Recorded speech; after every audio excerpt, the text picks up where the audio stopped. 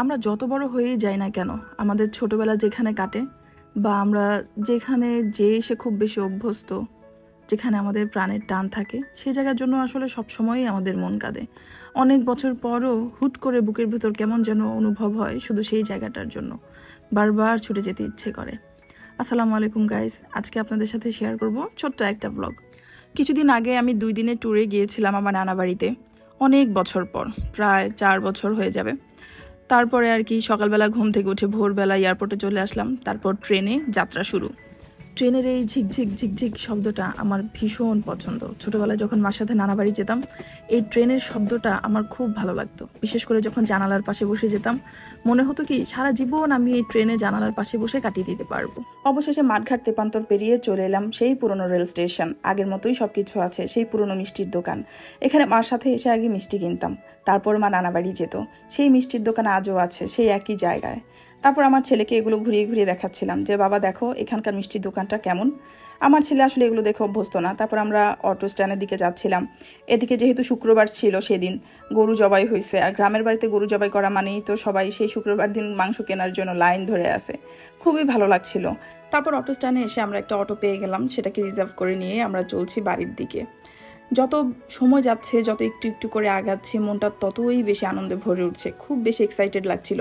কতদিন পর নানা বাড়ি যাচ্ছি, বারবার পুরনো দিনের কথাই মনে পড়ছিল। সেই পুরনো রাস্তা, পুরনো সব কিছু, মানে ভীষণ আবেগ কাজ করছিল তখন। এই যে আমার ছেলে, আমার আপু, আমরা সবাই মিলে বাড়ি যাচ্ছি, খুবই ভালো লাগছে। একটু একটু করে রাস্তা আগাচ্ছি, আর এক্সাইটমেন্ট মনে হচ্ছে যেন অনেক গুণ বেড়ে যাচ্ছে। কখন বাড়িতে যাব, সেই পুরনো দিঘির পাড় আমি কখন দেখব। ময়মনসিংহ অঞ্চলের অনেকেই হয়তো বা এই পুকুরটার কথা, মানে এই দিঘিটার কথা শুনেছে। কালসা দিঘি, মানে কালুসার দিঘি সবাই বলে। আমার ছেলে তার খালামনির সাথে এগিয়ে যাচ্ছে, পোটলা পাটলি নিয়ে। আমার বোন আস্তে আস্তে করে হেঁটে যাচ্ছে। এটুকুতে আসলে গাড়ি আসে না, আর এই এলাকাটা এখনও অতটা উন্নত হয়নি, একদমই অজপাড়া গ্রাম বলা যায়। আর আমার তো বারবারই মনে পড়ছে যে এখানে কত বসে থাকতাম, এই দিঘিতে কত আমরা গোসল করেছি, সাঁতার কেটেছি, আর মা লাঠি নিয়ে মেরে মেরে পানি থেকে উঠাতো। পুরোনো দিনে সব কিছু মনে পড়ছে, আর ভীষণ আপন অনুভব হচ্ছে। খুব শান্তি লাগছে মনের ভেতর, তবে আফসোসও লাগছে। বারবার মনে হচ্ছে আজকে যদি মা বেঁচে থাকতো তাহলে কত খুশি হতো।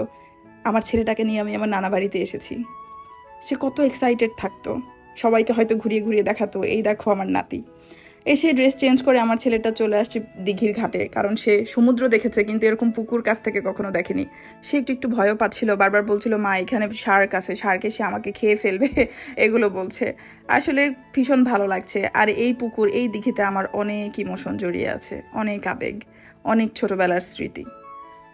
তো এই ছিল আমার আজকের ছোট্ট একটা ব্লগ। তারপর বাড়িতে এসে কোথায় গেলাম, কি করলাম, সেগুলো আপনাদের সাথে শেয়ার করব অন্য আরেকটা ব্লগে।